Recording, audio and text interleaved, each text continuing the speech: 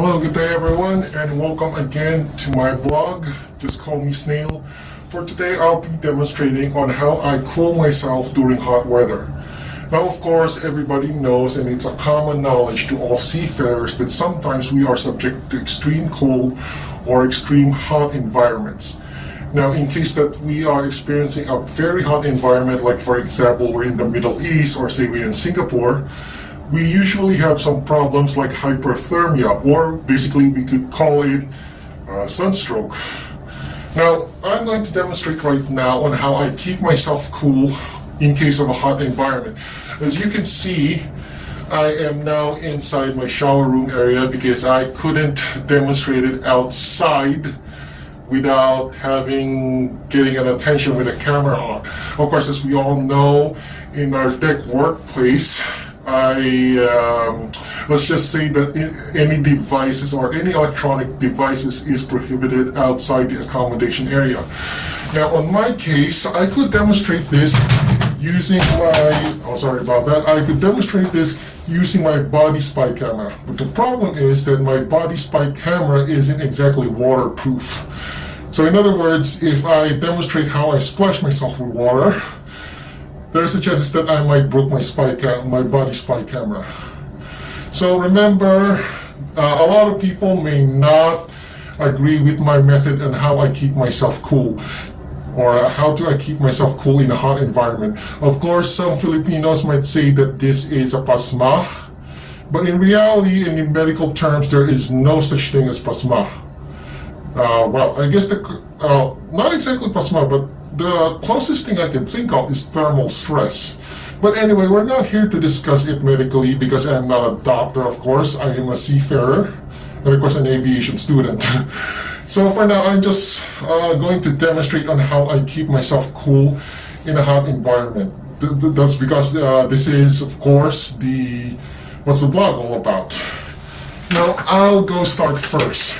How do you keep yourself cool in a warm environment, like say Singapore in the Middle East, where temperatures there sometimes raise as high as 45 degrees Celsius. Now, you get yourself 2 mineral waters, empty ones. You have to fill it with water. Make sure that the water you're filling up is a warm water. As much as possible, it should be the same temperature as your body temperature. Not too cold because you'll suffer from thermal shock, and not too hot because you're gonna burn yourself. Just warm enough to have it as warm as your body temperature, so you won't have any problems in regards to how you cool yourself. So I'm gonna demonstrate it right now. So I'm not gonna make it long. So you get 2 bottles of water with the same temperatures, same temperature as your body. You open it up. You have to splash it yourself. Remember, you have to splash it on your body. Don't splash it on your head. If you splash it on your head, you might get sick. Just keep your body wet, not the head. So here's the thing. As you can see, this is how I keep myself cool. I just put in water on my body here. Relax. The water is very warm. It's the same temperature as my body. So I just pour it inside my neck on my coveralls. So I don't have any problems having this because one, I'm not having any problems at all because like I said, the water is quite warm. It's not cold, it's not hot. So I'm not gonna burn myself with it. So 1 bottle is not enough to keep myself wet. So I have to use another one.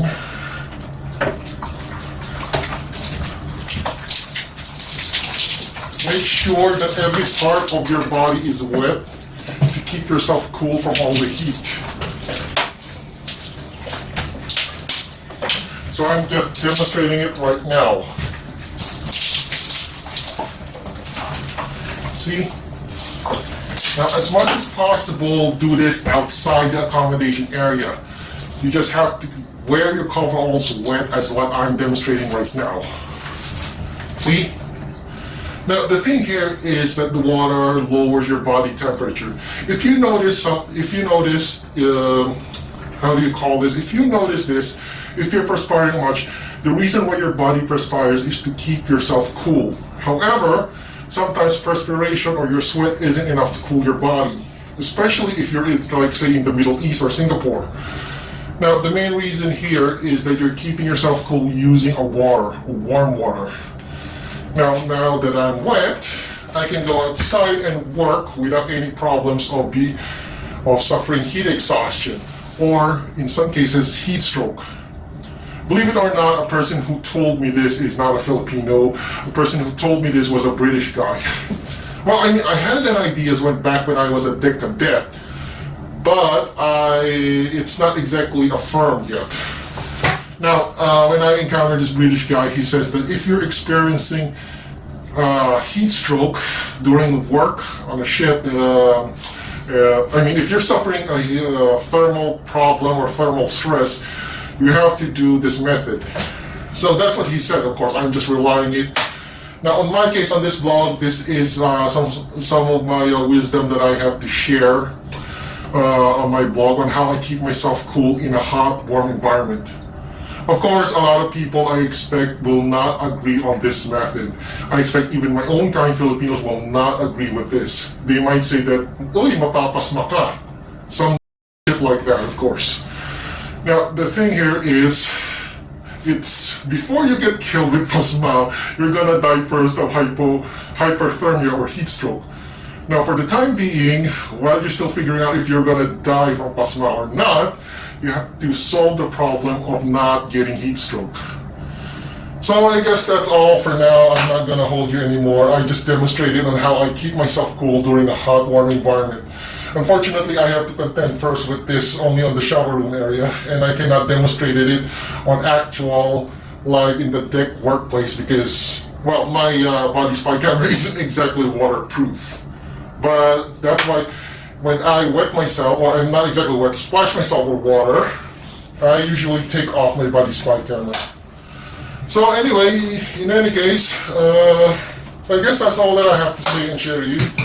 So have a great day, everyone, and I hope you like this blog, and I hope you try to think about it if this method is useful to you when you're having, a terrible day in a hot weather environment like say Middle East or Singapore. So see you next time.